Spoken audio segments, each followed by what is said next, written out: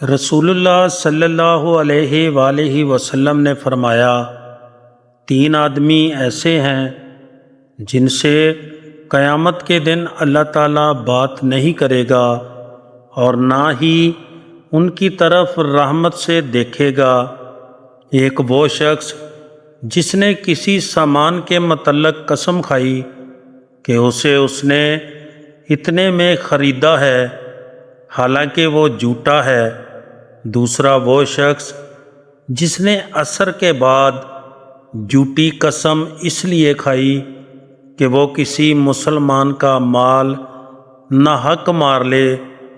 تیسرا وہ شخص جس نے ضرورت سے زائد فالتو پانی مانگنے والے کو نہیں دیا۔